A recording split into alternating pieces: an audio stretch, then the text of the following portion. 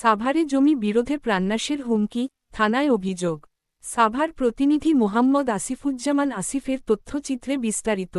সাভারের বিরুলিয়া ইউনিয়নের বড় কাকর মৌজায় জমি সংক্রান্ত বিরোধকে কেন্দ্র করে কাজে বাধা ও প্রাণনাশের হুমকির অভিযোগ উঠেছে। এ ঘটনায় ভুক্তভোগীরা সাভার মডেল থানায় একাধিক অভিযোগ ও জিডি করেছেন। ভুক্তভোগীদের দাবি, দলিলমূলে ক্রয়কৃত জমিতে কাজ শুরু করলে শাগুফতা এন হাউজিং লিমিটেডের মালিক জুয়েল মোল্লা ও শরিকদের নির্দেশে কয়েকজন সন্ত্রাসী বাধা দেয় এবং ভেকু চালককে মারধর করে। এ সময় প্রাণনাশের হুমকিও দেওয়া হয়। অভিযোগের পর পুলিশ ঘটনাস্থল পরিদর্শন করেছে। সাভার মডেল থানার ওসি মোহাম্মদ জুয়েল মিয়া জানান, তদন্ত সাপেক্ষে আইনগত ব্যবস্থা নেওয়া হবে।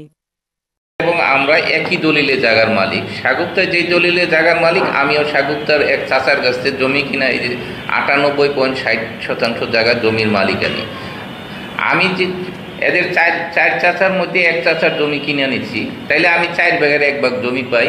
আমার জমিটা সম্পূর্ণ এরা পিছনে দিতে চাচ্ছে, আর হেরা সবাই সামনে থাকবে। এইটাই হইলো আমাদের মূল দ্বন্দ্ব।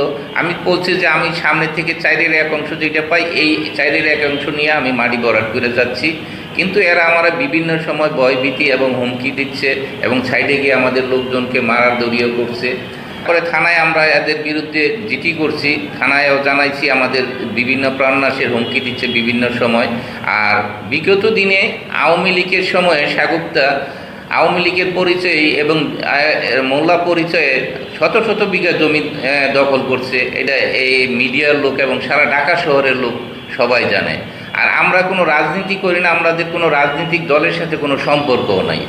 আমরা অনিরাপদ বোধ করতেছি, এই ব্যাপারে থানায় জিডি করছি। আমরা সিল নোটিশ আমাদের বিরুদ্ধে বলছে আমরা এদের 300 একর জমি দখল করছি। 300 একর জমি যদি দখল করে থাকি, এটা যদি প্রমাণ না করতে পারে, তাইলে এটার বিরুদ্ধে আমি আইনগত ব্যবস্থা নিব এবং উকিল নোটিশ করব এবং আইনগত ব্যবস্থা নিব।